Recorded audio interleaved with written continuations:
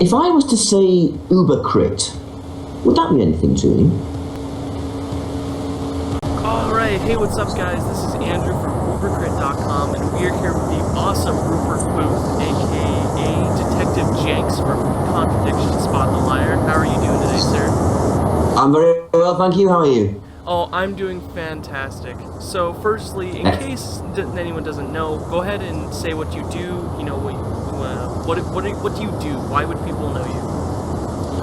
I have no idea why people would know me. I occasionally write books. I sometimes appear in computer games. Once in a while, I make a film, which is what I'm doing at the moment. I haven't made it yet, though, so no one would know me from that. So, no, I have no idea why anyone would know me, apart from because of Contradiction. Fair enough, I guess. So, you are an actor in Contradiction. You were an actor first before you were in gaming or anything. Why did you get into acting, and when did you start acting? Oh, God. Start acting probably when I was a kid. Thinking about it, and as for why, I don't know. Boredom, I imagine. I was very bored at school. I haven't really thought about that one. That's a good question. But and actually, the funny thing is, I'm not. You said before I got into gaming, I'm not actually into gaming at all. I'm not a gamer. So when Tim came to me and talked about Contradiction, I hadn't a clue what FMV was. Various thoughts went through my mind, thinking, well, all right, what actually is this job he's offering me? But yeah, so the whole process of making Contradiction was a massive learning experience for me, really. So since Contradiction has came out, and you've been a little bit more involved in that scene, have you been playing games at all more since? No. Have you even played your own game? Yes, I have played Contradiction, but the thing is, although I play a detective in it, I'm terrible at murder mysteries. I'm really bad at them. I can never work it out. So I probably wouldn't even have won Contradiction if I didn't know already who did it, because I arrested them at the end. But I played it and marveled at it. I just thought it was amazingly clever, because I had no idea how it was going to fit together, all the different bits and pieces. You sit there one day and hold up the evidence to someone and give them that. And then the next day it's just another person in and you're doing exactly the same stuff again. I hadn't a clue how it was going to make sense, so I was really, really quite impressed when I saw it. Oh yeah, the game is fantastic. It recently, if anyone who's watching or didn't watch it, we did a top 10 game of the year list, and it was #1. Contradiction won our game of the year. Fantastic! I love you. Yeah, the game's fantastic. I love it. I've been trying to get all my friends to play it, but so how? You said you got casted. Play it seriously. It's great. All of his friends now. Right, and you're not biased at all. I'm not remotely biased. No, absolutely. I don't care how much it sells in the slightest. So how did Tim originally come to you and ask you to do Contradiction? You said that at first you didn't know what it was. So what brought you to the decision to actually do the project? 2 words: John Geiler. I knew John. I didn't know Tim. Tim didn't actually approach me. John did, and John had told me on and off about this project he was involved with, and I just thought it sounded really interesting and again really clever. So I said to him, well, I can have a spit in the coffin at some point if I can play a suspect or something. Please, I'd love to come on board. So he phoned me up one day saying, well, I'm afraid you haven't got the part you were going for. And I went, oh, what a shame. You've got the lead. And I went, hey. And then started talking to Tim by email straight away, and Tim would send these enormous piles of script, and I'd look at them going, hey? So Tim and I talked, but we didn't meet until we actually got stuck into shooting. It was fairly full on. It was fairly intense getting it shot. There wasn't much room for hanging about. So the whole process, how long did it take to film the whole game? Because I imagine it took quite a while. Well, yeah, I can't quite remember now. I think we did, it's either 5 or 7 days on the trot, straight after each other, which was the majority of it. And that, like I said earlier, that would be same location, well, different locations each day, actually, but a different actor or actress coming in and being asked the same questions and interrogated. So that was bonkers and fairly intense. And then one day, you go and say, right, there's a doll burning ceremony. You go, is there? What's that about? Doesn't matter, just go and say the lines. Right, say the lines then. Sorry, go and say the lines.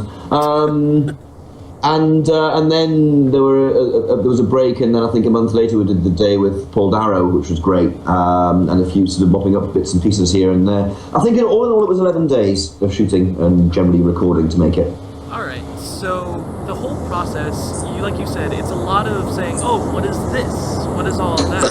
How much of that was scripted from Tim, and how much of it was you improving? Since you had to do the same thing over and over and over again, basically. It was absolutely all scripted, and that's what, when I was first looking at the script, I was going, I don't know how to remember this, because it's odd, because each time you haven't got anything to hang on to and sort of, remember. But talking about it before we shot, both Tim and John wanted it to be that sort of somewhat over-the-top manner. Tim said Hammer horror films. I remember that distinctly, and I thought, okay, I get the gist of what you're doing, and then promptly went to the sky on it. When I finally saw bits of it, I thought, oh my God, what have I done?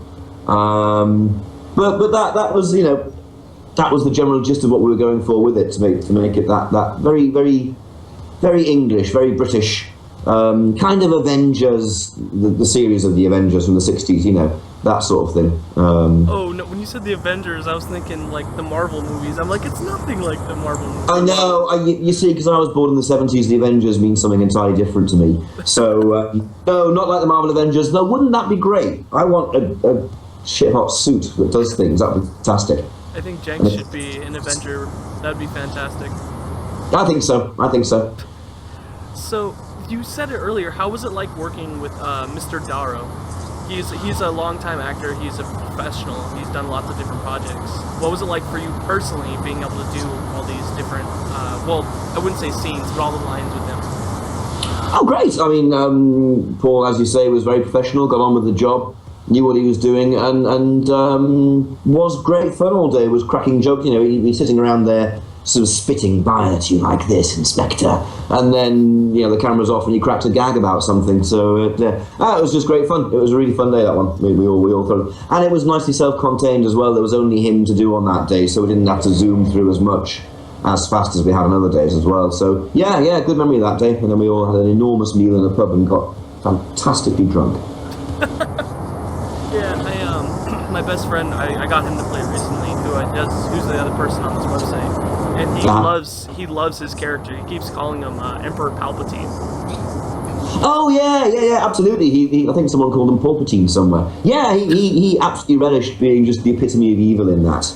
I think he was very unpleasant to poor old Inspector Jenks a few times. I mean, he's just sitting being nice to him and saying, tell me about Salvia Divinorum. No, I don't want to. Get out. Chill. But yeah, no, he was great. He was great. Loved working with Paul. So when everything was going on, I heard this rumor, and just let me know if this is true or not true, or if you can or not. I heard that the last day of shooting, or along the lines, there's supposed to be an action scene between you and John Gillard. I think you said that's how you pronounce his last name. Mm-hmm. And it didn't end up happening because John couldn't shoot it, or ended up in the hospital or something. No, this is absolute nonsense. There was never an action scene between us. I've no memory of there being an action scene between us. That would have been fun, but no. Okay, just had to throw it out there. Absolutely. So, doing this whole thing, what is your biggest takeaway from doing this project, and what was your favorite part? And if you had to actually say one, do you have a least favorite part of the whole experience? What's both sides of it? Oh, hell. My favourite part, there isn't a favourite part. It was fun. Every day was fun. It was, because all I had to do was turn up and say the lines. I didn't have to get involved in the production side or anything like that, which is what I'm usually a lot more involved with that. So compared to what Tim and John were going through, organising and shooting and making it, I'd stroll on and put my hat on and bimble about a bit and wave my eyebrows and go away again.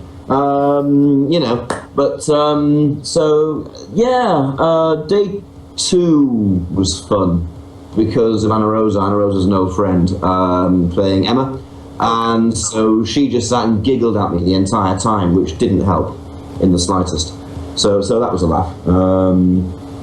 Worst part, I don't know. Not knowing if there'll be a sequel or not, I suppose. Well, there has to be. The amount of support the game's gotten. We'd not like to do one. We'd all like there to be a sequel. There's a lot of. We have talked about it a little bit. But it's a question of making it feasible, really. But I'm well up for one. I think everyone's well up for doing a sequel because it was just fun. And people seem like person or talk to anybody that's actually played the game that dislikes it. It's a complete excellent. it's a complete throwback, and your performance is just way over the top. It's hilarious. It's Yeah. it's fantastic. All right, so we'll only a few more questions. As an actor, first, what advice would you give to other aspiring actors who maybe want to do, movies, games, or anything like that? What advice do you give other people who want to do what you do? Absolutely don't do it. It's a stupid idea.